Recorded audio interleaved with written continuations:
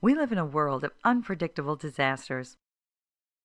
Without warning, we may have to make quick decisions that may affect the health and safety of our loved ones. It's easy to think that we'll be able to grab what we need when something unexpected happens. But few of us really know what will make the difference. This is Preparing a Family Emergency Kit, brought to you by survival-goods.com.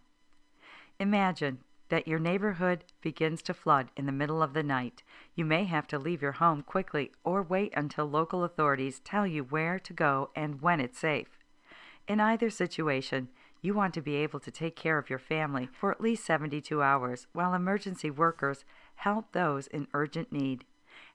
Having a well-stocked, portable, and easy-to-find emergency survival kit will help make sure that you have the basic supplies to keep you and your family safe no matter where you are.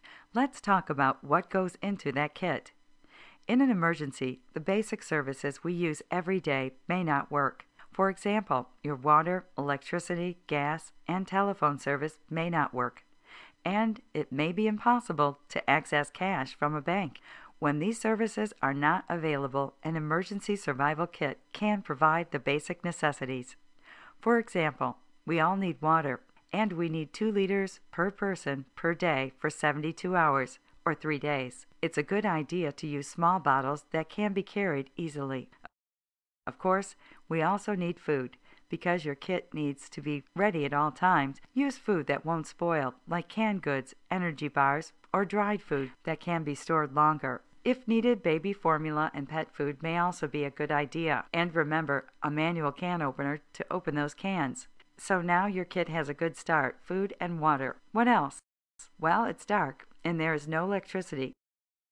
A flashlight and radio will be handy to see where you're going and help you stay informed. These both need power, so pack extra batteries, or even better, buy the type that can be powered manually with a crank. Cordless phones don't work when there is no electricity, so consider including a phone with a cord too.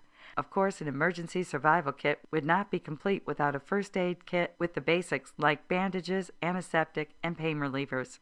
Also a knife, matches, and blankets. With these items, food and water, flashlight and radio, and a first aid kit, we've covered the basics, but there are some items that may not be so obvious. For example, it may be difficult to get prescription medications in an emergency or even long afterward.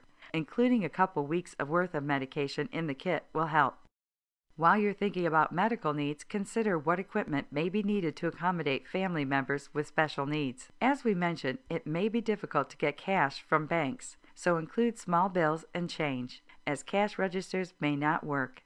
Lastly, keeping important documents like copies of birth certificates, wills, passports, and insurance policies in your survival kit can make it easier to stay organized during an emergency. Remember to include a copy of the emergency plan and contact information for friends and family who may be able to help. We all hope that emergencies don't occur and your survival kit goes unused, but that's no reason to delay. It's your responsibility to start gathering supplies and thinking about what your family will need for at least 72 hours in an emergency. It may look like a lot to do, but you can print an emergency kit checklist, and the next time you are shopping, pick up a few items for your kit or buy a pre-packaged one. Having an emergency kit is an easy way to have more peace of mind in an unpredictable world. For more information and supplies, visit survival-goods.com. They offer all you need for survival of emergencies ahead of time.